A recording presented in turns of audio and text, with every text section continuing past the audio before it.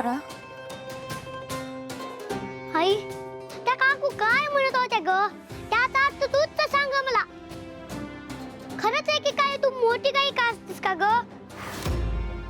मग हे तू एवढ्या वर्षांमध्ये मला का नाही सांगितलंस? सांग ना आई. अबीर,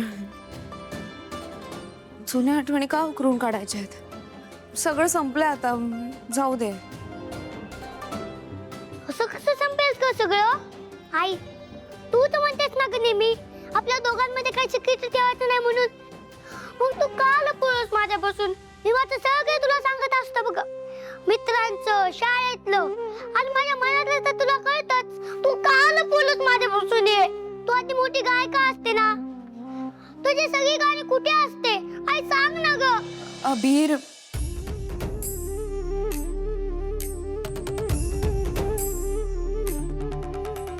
बस खाली बस. बस, शांत हो बाळा. कसं समजावून सांगू तुला?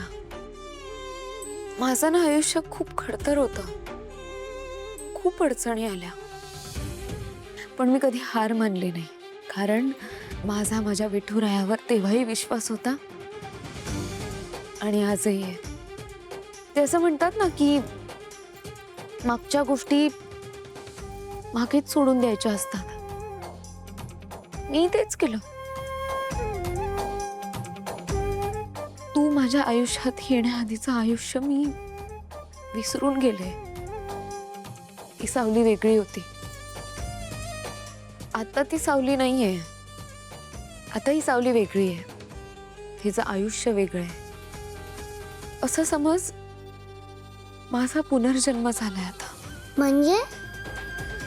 म्हणजे आता तुझ्या समोर जी आहे ना, ती फक्त तुझी आई आहे. त्या सावलीशी मी सगळे संबंध तोडून टाकलेत आता. सगळं विसरून गेले आणि तिला फक्त मनाच्या एका कोपऱ्यात बांधून ठेवलंय मी.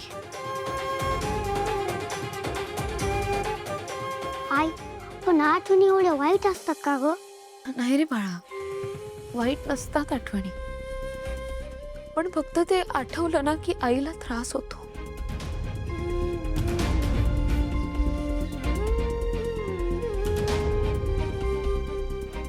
तुझ्या आईला त्रास झालेला तुला चालेल का?